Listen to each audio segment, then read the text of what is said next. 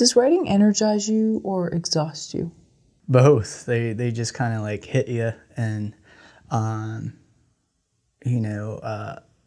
get really excited when I could create that world. That gets me really excited when I get the characters alive. It exhausts me because I want it to go faster than than where it's going. You want, it's almost like Christmas. You want Christmas to come right away. You want to just tear through the presents, but it's and you come on all sorts of problems, and you just wish that you could figure it out right away. And sometimes you need that break, though. It's like, how come I didn't think about it yesterday, but today is so clear. This is what has to happen, and that's exciting when I get that. It's frustrating when I couldn't think about it that day. The answer to that, that question. Oh, that's a great line. That leads to this, or maybe I should add this action to it. So it does energize me, but it's definitely frustrating. What is the most difficult part of the writing process for you? I like to always try to be like honest of the ability of what I can do, and you strive to be the best you can, and I think the most difficult part is because you want it to be so good. You're trying to figure out ways, and there's so many elements to that. It's the story, it's the dialogue, it's the characters, and how that all fits in. It's putting it all together. It's the difficult part is to make each scene so good that there is no bad scene. So if there is a bad scene, you have to get that scene out. So that how do we get it? It's everything's so good. That's what we're all trying to figure out, right? How do we get the reader to turn the page, to keep turning the page? It's when it gets boring, when it gets not interesting, when there's not a voice, when the characters are doing the same thing. We've seen this. It's so it's hard to find that creativity, that juice to kind of, you might have one great scene, but then the other three are like average. How do I get those other three from a 3 to a 5? How do I get it to a 5?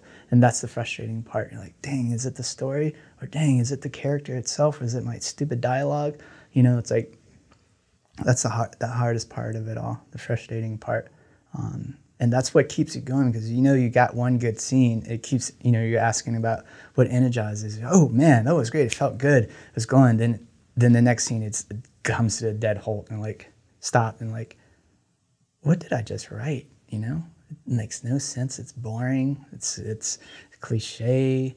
It's now or never. It's I love you. Versus it's easy to say like show it on screen, show the thing, but to actually do it that's the craft and beauty of what all these great screenwriters are trying to do. And it's like you see Michael Jordan shooting the basketball, but you don't see him all those years of practice. So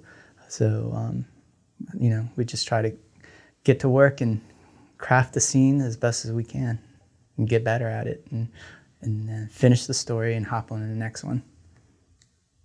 Did you watch Last Dance? I did, yeah. Yeah. That's nice. It's really fascinating. Yeah. Behind this, I always love seeing everyone's process of how to do things. Right.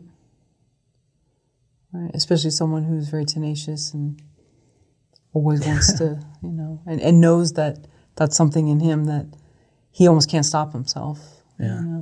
Really fascinating. Yeah. So, so you could have a talent, you could have all of that, you could have a lot of different things, but I think what's hard to teach is that obsessiveness. Why do you want to wake up? It's easy to sleep, easy to put it off to the next day. But because of the pandemic and stuff, we're all going through those questions.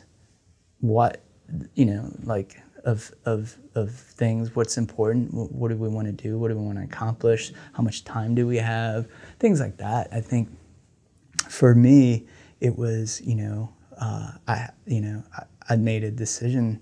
I lost my mom through breast cancer 15 years ago. So that was the launch of me going, I'm just going to try it and try something that, I don't know what's going to happen. Because it's easy to try things when you know what's going to happen.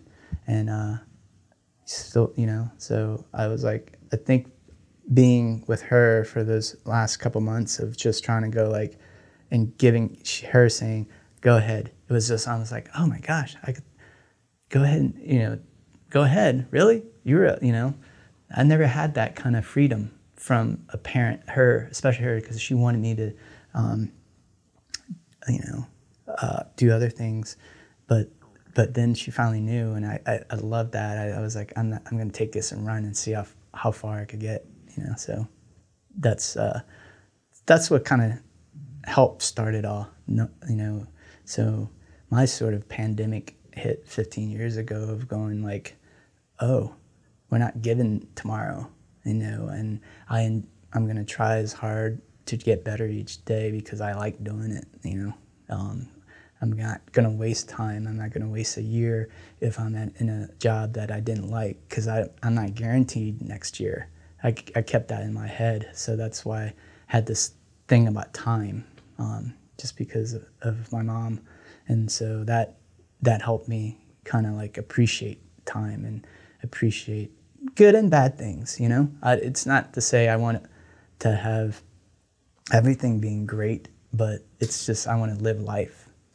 I want to experience it all. I just don't want to waste time being unhappy.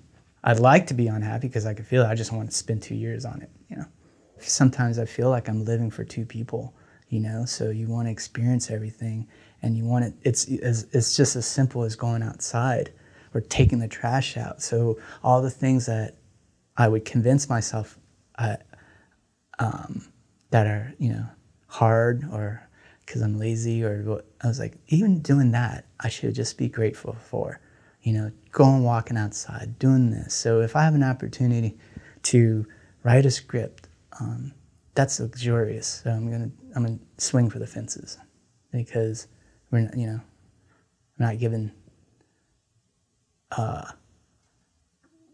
tomorrow, pretty much.